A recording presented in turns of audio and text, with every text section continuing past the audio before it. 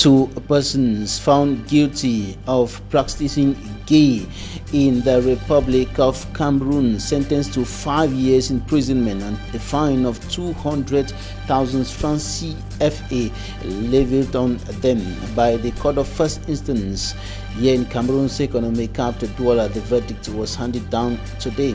Greater details in this edition of the 6 p.m. newscast on Equinoxe Television concerning the two homosexuals who have been sentenced to 5 years imprisonment.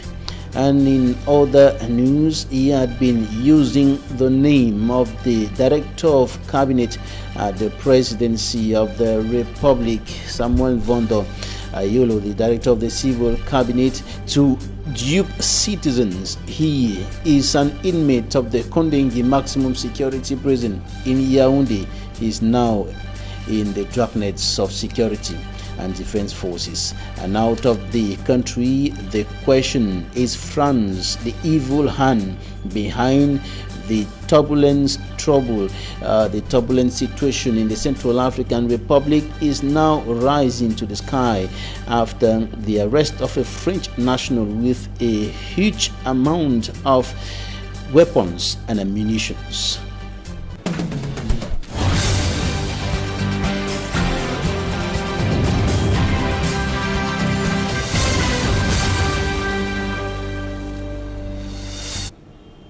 Thank you for joining us in this edition of the 6 p.m. primetime newscast on Equinoxe Television, live from our headquarters in Cameroon's economic capital, Douala. I am Bable Jonathan. We begin right away in Bafang in the west region of the country, where panic gripped inhabitants and students when a team of vaccination against polio entered the school, and some false information circulated and provoked chaos and commotion in that school. Details with Immaculate Fabwe. Panic grips the parents of pupils studying at Government Primary Practicing School Bafang in the Haut-Kam Division West region. The angry parents stormed the school premises after getting rumors that their children were being administered the COVID-19 vaccine. The parents, who were in a mad rush to take their children back home, were denied access into the school campus by security forces. Few minutes later, they were able to force themselves inside. This child, who is currently receiving treatment at the Bafang hospital, got himself seriously injured as he tried escaping, following the news that health personnel were on campus to vaccinate them against the coronavirus. Recently, we heard rumors that a child, after being administered the polio vaccine, died. So I hurried up to get my child. I know it is rumors, but it is better I take my child home for now. We were informed that they wanted to vaccinate our children, so I came to collect my daughter. The vaccination agents equally give their own version of the story. While on campus, we informed the headmistress that we wanted to vaccinate the children, and she told us that now is not the perfect time for the children to get themselves vaccinated. So while I and my colleagues were leaving, we saw a teacher descending with a child who had been injured. No child was vaccinated. According to Baba Batari, First Deputy Senior Divisional Officer for the Haut-Kam Division, the vaccination agents were rather administering the polio vaccine and vitamin A. He urges the population of Haut-Kam to refrain from the propagation of fake news. School Bafang in the west region of the country after that incident provoked by false information saying that children were being vaccinated against coronavirus. It should be noted that as of now, as far as coronavirus vaccination is concerned, only adults. Children are vaccinated for poliomyelitis or against poliomyelitis. That is the vaccination that is going on in the different parts of the country. Now we continue talking about children This time, children with special needs were facing several challenges because of lack of adequate consideration in society and in their schools. The Rejato reports on Boya. Their health condition kept them in this state, and it is not any fault of theirs, but the society keep reminding them that they don't belong here. The first thing I would say is that there is this lack of acceptance by the society, accepting children with special needs or persons with special needs. We don't view them as human beings as we are. We feel that they are a product of curses, they are a product of spiritual attacks and demonic attacks. And in Cameroon, rejection is a price the people, especially children with special needs, are paying for something they can't explain. But St. Rita's Foundation in Buea Subdivision is bent on changing this notion, and its doors are open for children with special needs. Okay, here you find children who have a Down syndrome. Down syndrome is a disease that affects the child's mental ability. We have children with autism. Some of them are aggressive, some of them are mild. We have children with cerebral palsy. These children have diverse disabilities. There are those who are coming with autism spectrum disorder, attention deficit, hyperactivity disorder, visual impairment, hearing impairment, just to name a few. And the education received here are mostly vocational. We thought it wise to bring a vocational training program where we train these children, give them different skills so that they can get back to the society and become self-employed. The management of St. Rita's is also calling on parents not to violate the right to education of their children. Most parents are not accepting the fact that their children have disabilities. And in these fans, these children with special needs are being groomed on how to get out there and provide the societal need. I'm doing needlework, I'm doing bead work, I'm doing shoe work, and they'll give me money. I'll use the money to pay my school fees and help my parents. I can knit dresses. And today, these physically challenged Cameroonians say they are not only dreaming, but are already realizing their dreams. The program today is one of the training sessions to showcase how these children are being empowered for a better society, their society.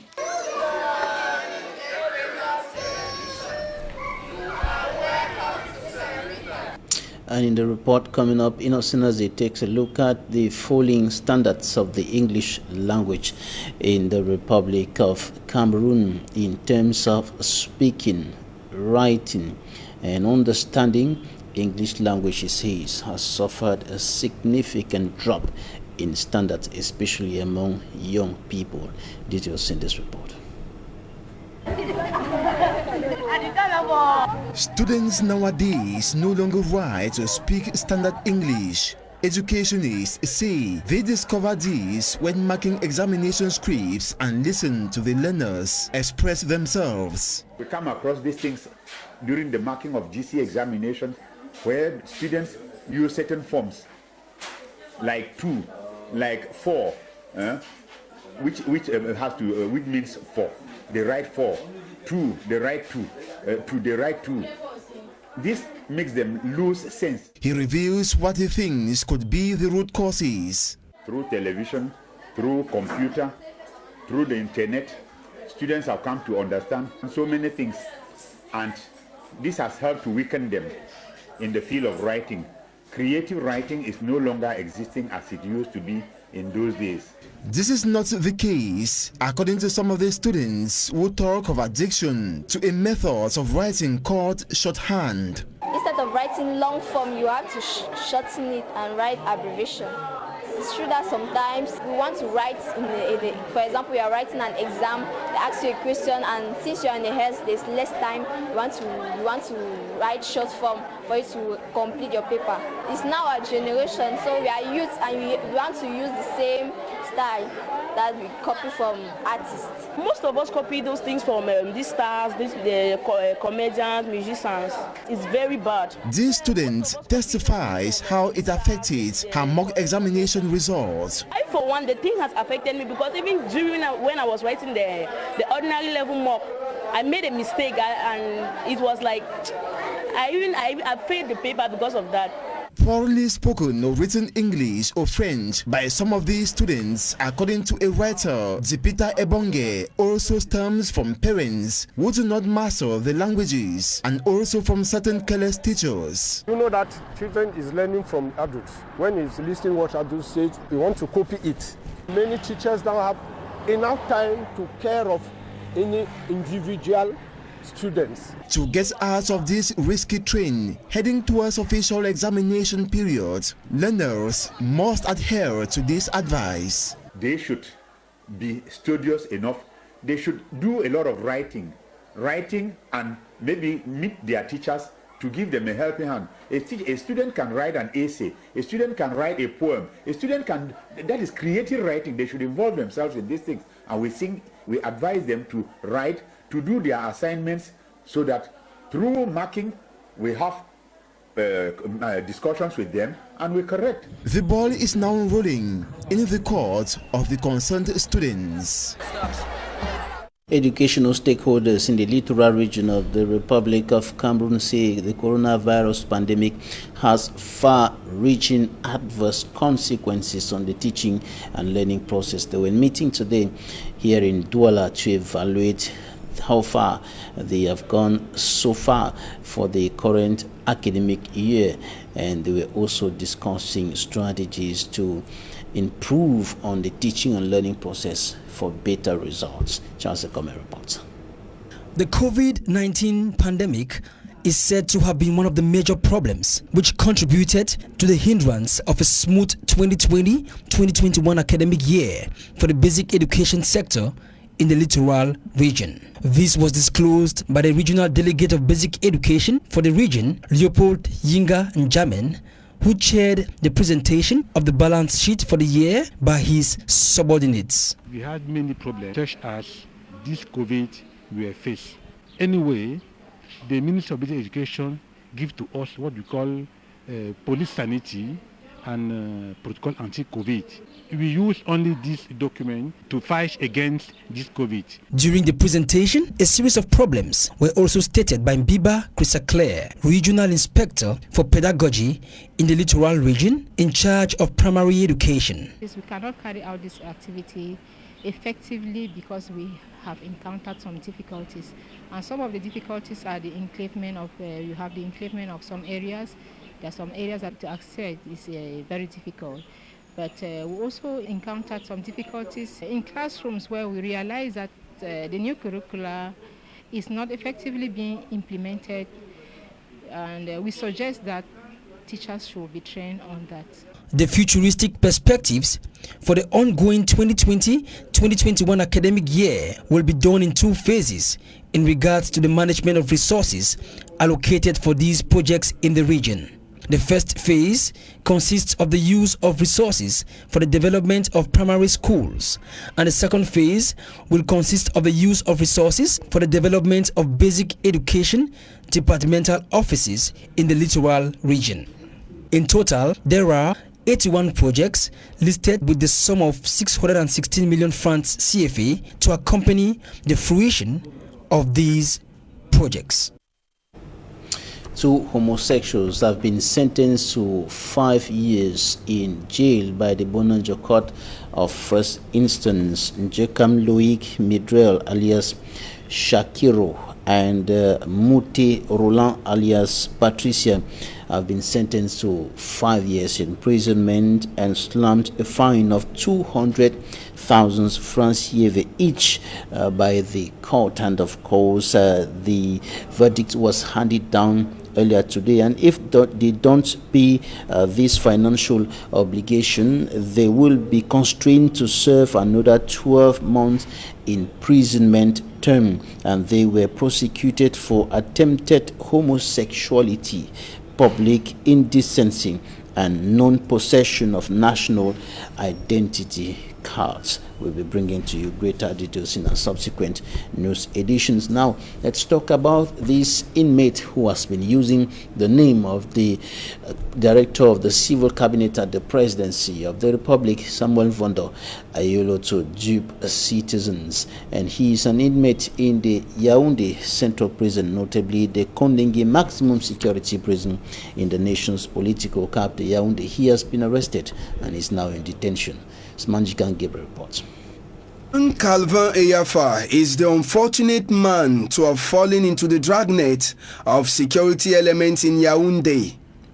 The man, though disabled and held behind bars since the 8th of July 2019 at the Central Prison in Kondengui, has been faking his identity to be the chief of cabinet at the presidency of the Republic.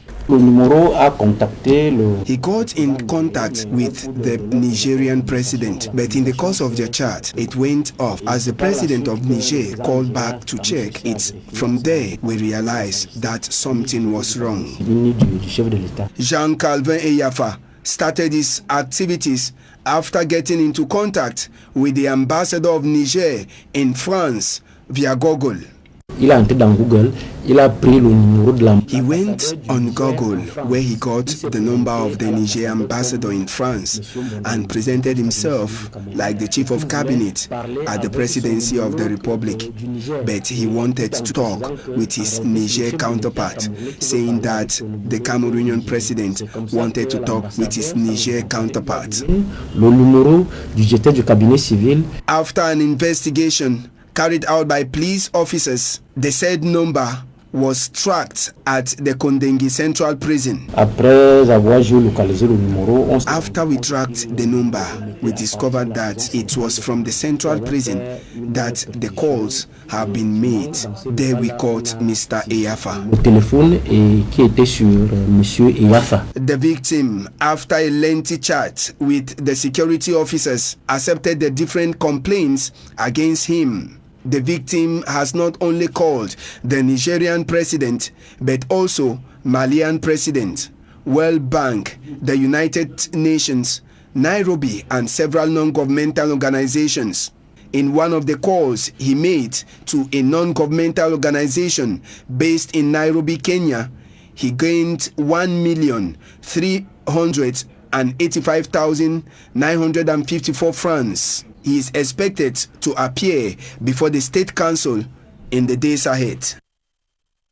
In a similar story, in the Central African Republic, a French national has been arrested with a huge amount of weapons and ammunitions. Police sources say the ammunitions and weapons were discovered in his home. Details in this report by Immaculate Fogwe.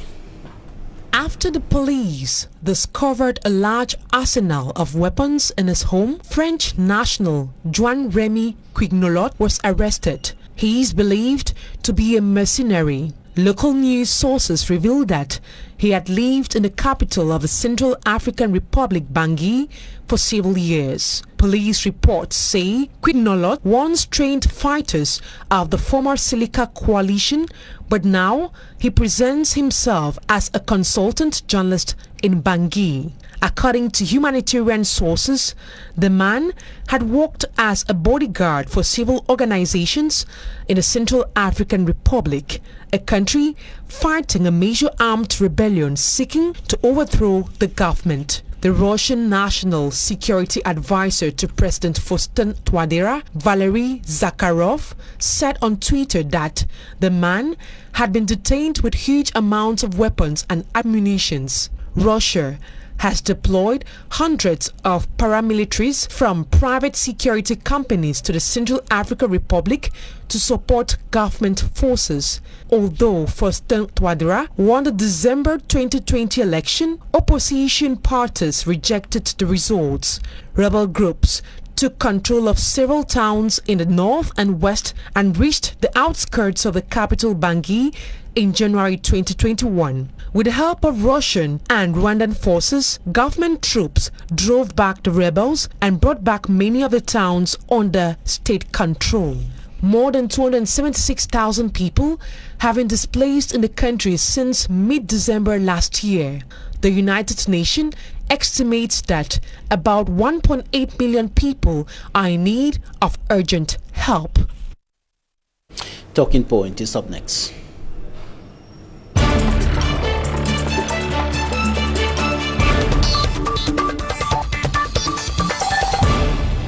Adrien Ibako Bisson, political analyst, is our guest today. You're welcome. Thank you very much for this opportunity again. And I want to send all special greetings to all Cameroonians who are watching this program now. Thank you. Right. The question today is, who is masterminding security, socio-political tensions in many African nations today? What is the evil hand? Who is masterminding all these troubles in African countries today? In the Central African Republic, being one of the countries struggling to contain a rebellion, a French national is arrested with guns and other munitions.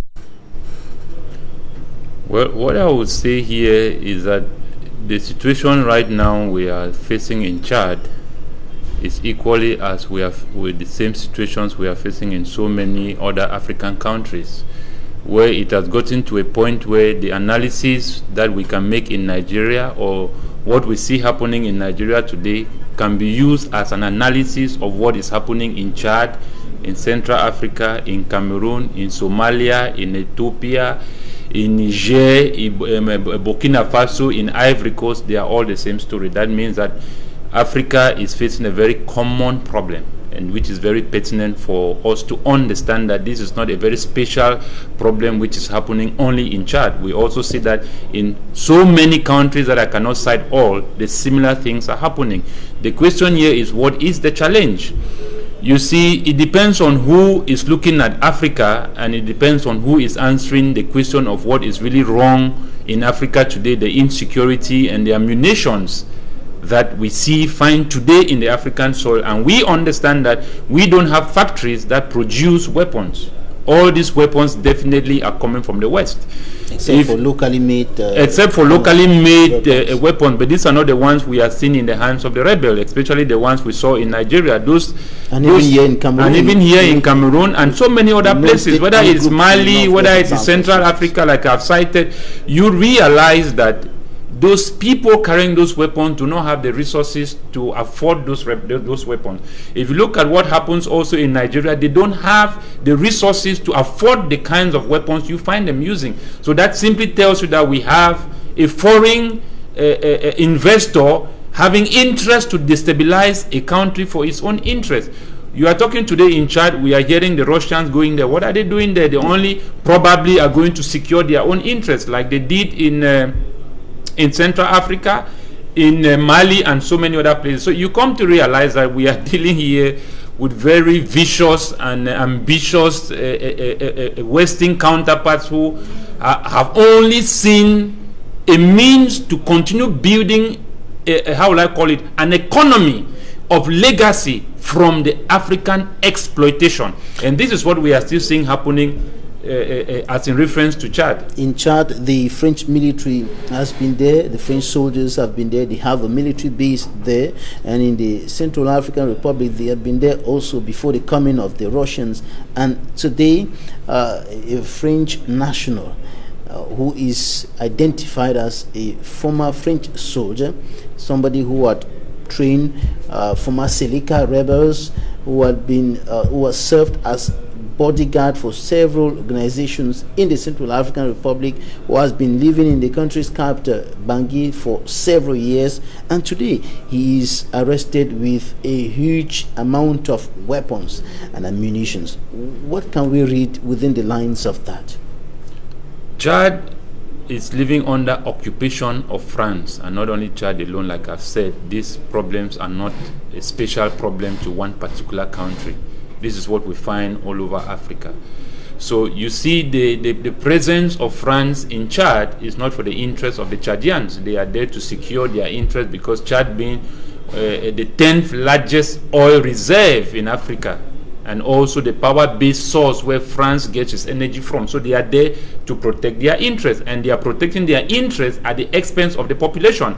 And this they are doing on both sides. They are using the government and they are using the rebels, because at the end of the day, when you have the locals fighting against each other, it becomes easy for the vulture to have easy meat where he does not stress, and that is exactly what you find happening today in Chad. And that is why I'm saying that I'm giving these suggestions that these are dictators, and these are open dictations coming from the West by democracy, because you cannot, I always say that democracy would have been good for civilized and sound-minded and healthy human beings. You cannot allow democracy to be practiced in a country like Chad that does not own its economy, that does not own its politics, that does not have its own education, that does not have a good health sector.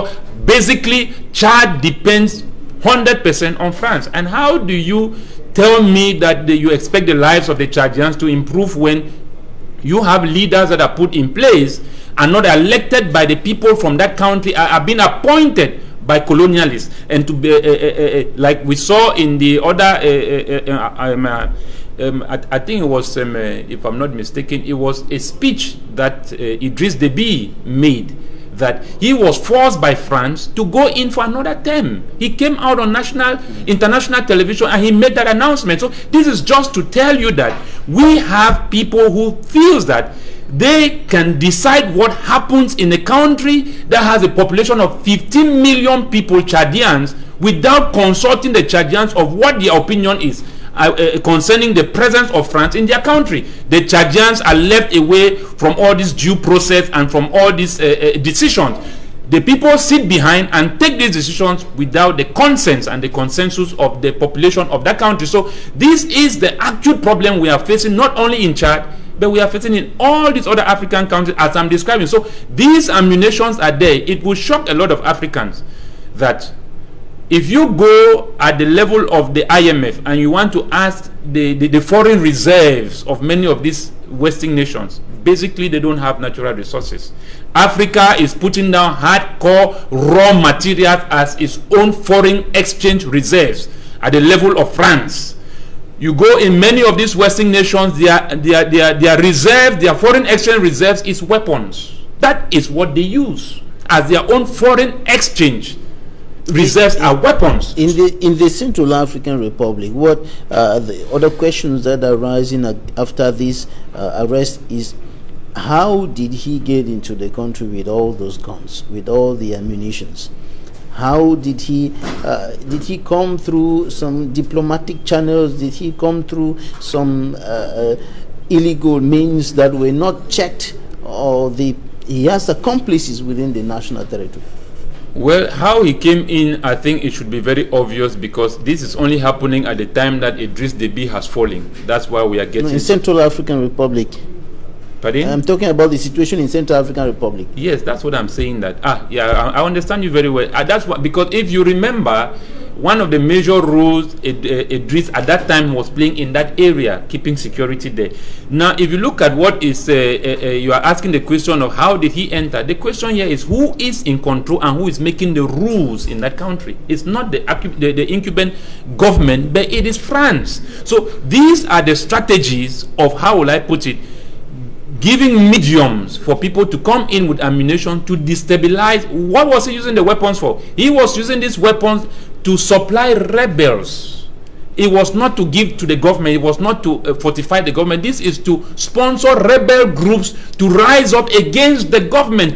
Because if you don't destabilize and keep the people under fear, you cannot tend to rule the people, and you cannot. It gives the people the opportunity for them to start calling on the West to come. We are seeing what is happening today in Nigeria. Buhari is calling for the United States to come and help him quell down the insecurity in his country. So these are the things that I'm saying, that until the Chadians, the Cameroonians, the Africans in general, permit me to say this before I go ahead to say what I wanted to say.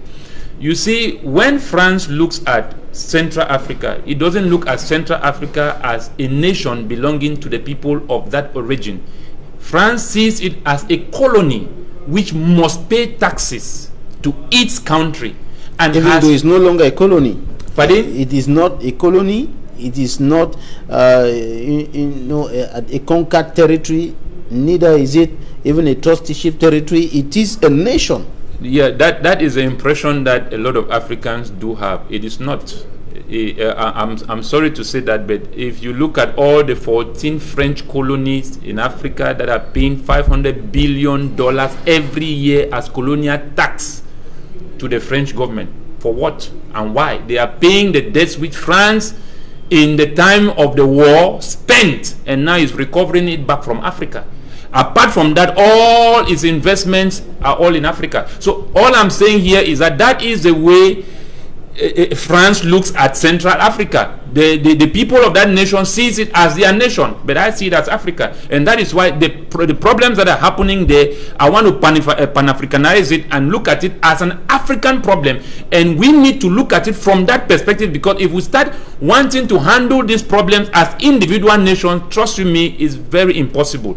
Chadians, even if they come together, or the Central Africa, even if they come together, they cannot, I repeat, remove the intervention of France. Permit me to explain this to probably yes, go ahead. Yes, if I mean to the advantages of the people who are watching right now. You see, this super world power has given us the impression that democracy is the only way to fast accelerate a community, give people their full rights, and allow development to take place under a serene atmosphere. But it's not true. They made us to understand that power is rotational, which is also in contradiction to what they practice at the level of the Commonwealth. They have made us to understand that power is hereditary. You cannot tell me that you have 5 permanent members that decide what happens around the world. Over how many billion citizens of the world, we have 5 nations that determines their future and their destiny. And these are the individuals that feels that they have the say and they have the decision on what happens in Africa. This is not democracy. This is an abuse of democracy, and this is an abuse of human rights, because the rights of the people of that country have not been given, and they are abusing and taking advantages of the people because of the insecurity, which they are the ones creating this insecurity. If you look, for example, way back in their independence, you cannot tell me that a person is given independence when the person does not have rights to control his own economy. That's not independence.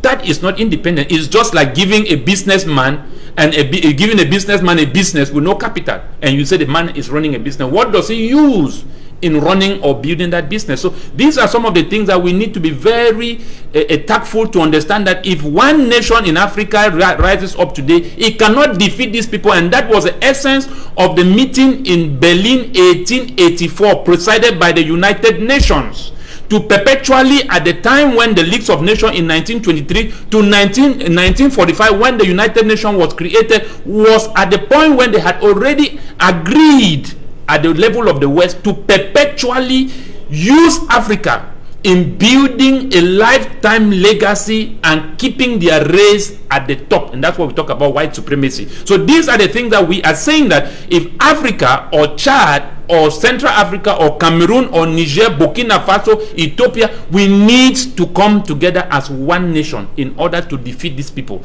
Because if you go in as an individual, you saw what happened in Ghana when Macron went to Ghana to go and discuss about loans and aid to Nana Addo. Everyone saw how Nana Addo conducted a deliverance on Macron. Macron was very embarrassed. As a matter of fact, he has never had that kind of encounter in any African head of state. So when you look at this example that you're just citing, why do you think that a nation like the Central African Republic, like Chad, like Niger, cannot rise up and say no to this foreign influence, no to this foreign manipulation, and put an end to it? It is true that the power lies in the hands of the people, and that's the question you have asked has a lot of things to make the Africans understand how is it possible. You see, I was giving some analysis. Permit me to explain this very well, because like I said, you can use an analysis in Nigeria and explain what is happening in Central Africa. That country is a population of 5 million persons in Central Africa. Chad is 15 million. Cameroon is 26 million. A population of 5 million with heavily rich natural resources. Yet, the people live in abject poverty. How do you explain that a nation that is as rich as Chad, Central Africa, Cameroon, keep naming them, yet 85% of its population lives in abject poverty? That is why we have the mass rate of migration. These things are done intentionally by the colonialists. So if these Chadians rise up today, it's easy to quell them down, because when you keep people in a very a long period in a very particular state of poverty and hardship, durex, it's easy to buy their consciences. Tell me how in a country like Central Africa we have a government that is in place, does not reflect the people, and yet the government still wins every election that the people go into. That's why you have the rise up in all the conflicts right now in Central Africa. Coming to Chad, the same thing since 1990. Tell me how a man who did not enter power through election, through ballot box, and then gives his citizens the impression that it is only through democracy that the people, the majority, can determine their leader they want. I will tell you that democracy is like currency. You need to be able to define what context of democracy are we talking about. If we are talking about Western democracy, let me be honest to all Africans. Western democracy is a minority that rules the majority. We don't have a currency, we don't have democracy, we don't have politics, we don't have economy, we don't have health. So Africa has not yet been able to build its own system, its own legacy that can outlive its own leaders. So when we talk about this democracy here, it does not work for the African people. All these electoral processes, they don't work for the African people. Since in the 60s, we are talking almost about 60 years today, Africans are not able to remove a colonial diaper that the master put on him. Africans are still running down the same road of democracy. We can run down this road for 200 years, we will not get any solution. And in that perspective, others think that Africans should stop the blame game, blaming Western nations. Yes, it may be true that they are the ones manipulating, sending in the guns, and orchestrating all the destruction, all the insecurity in the African nations. But what about the leaders? What about the leaders who are permitting some of these things to happen, who are getting into agreements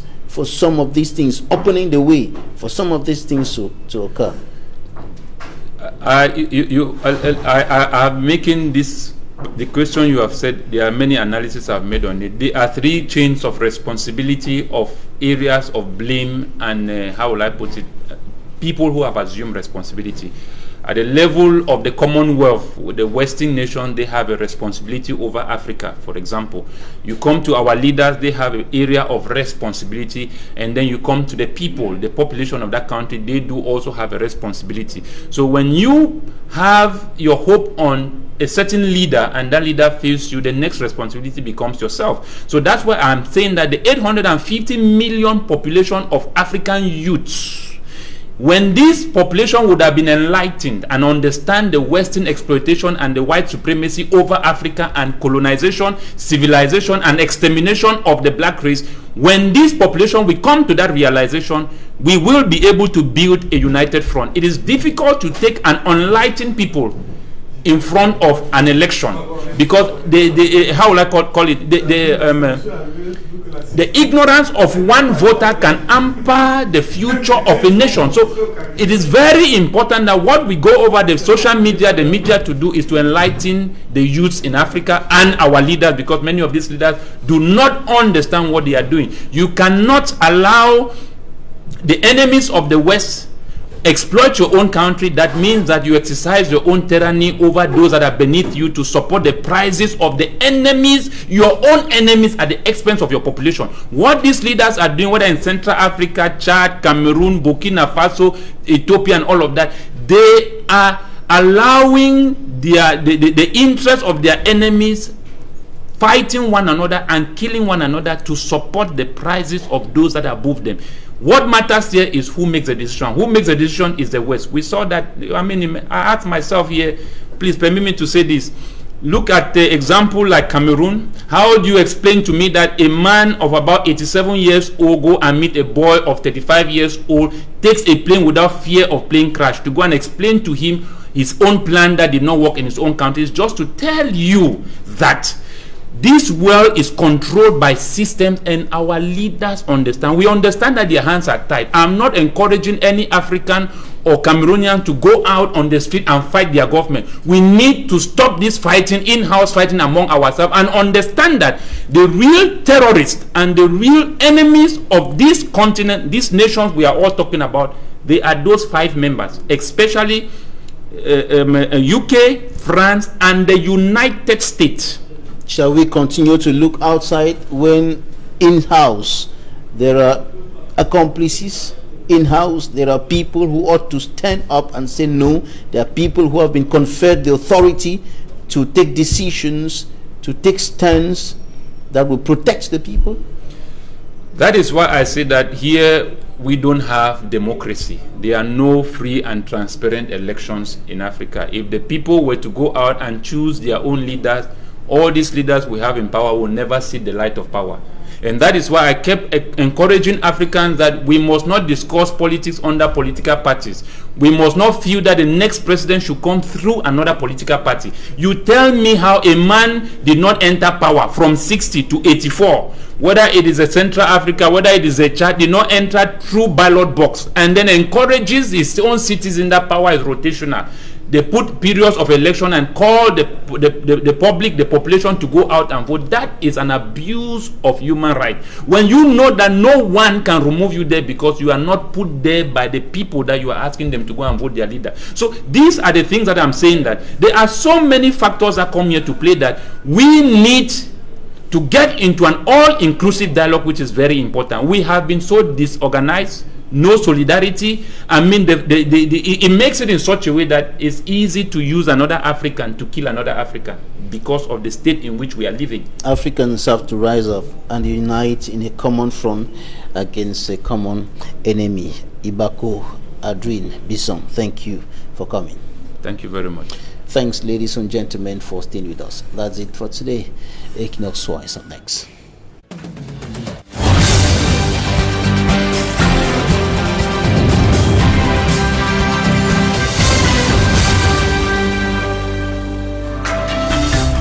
Ce mardi sur Equinoxe Télévision. La complicité entre mère et fille ne date